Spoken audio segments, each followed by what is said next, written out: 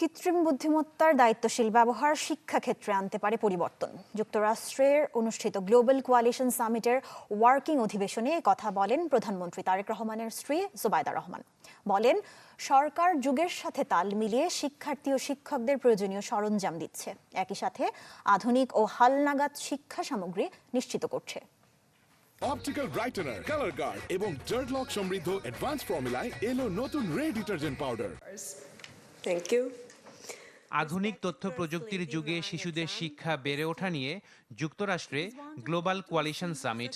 মার্কিন first lady Melania ট্রাম্পের আমন্ত্রণে অংশ নেন ৪৫টি দেশের ফার্স্ট স্পাউস বা সমমর্যাদার প্রতিনিধি। শীর্ষ সম্মেলন উদ্বোধন করেন মেলানিয়া ট্রাম্প। বক্তব্যে শিশুদের শিক্ষাও বেড়ে ওঠায় বৈশ্বিক অংশীদারিত্বের উপর গুরুত্ব দেন তিনি।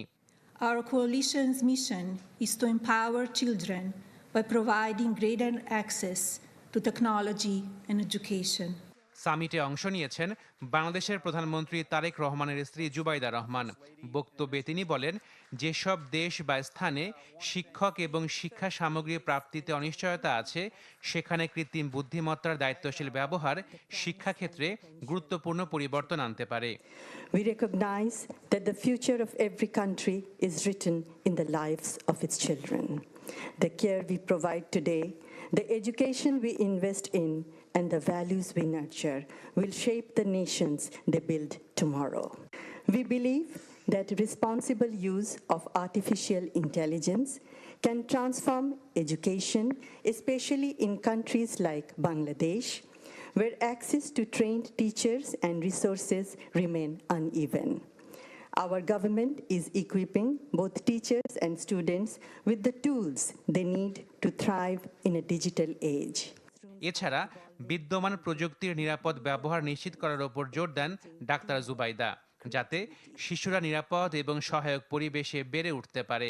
Technology, particularly EdTech, plays a central role in reducing disparities between urban and rural communities. At the same time, we are committed to ensuring the safe and ethical use of these tools so that children grow in secure and supportive environments. তিনি আরো বলেন, এমন একটি প্রজন্ম গড়ে তুলতে সবার কাজ করা উচিত, যাতে তারা হবে সহনশীল, মানবিক এবং ভবিষ্যতের জন্য প্রস্তুত।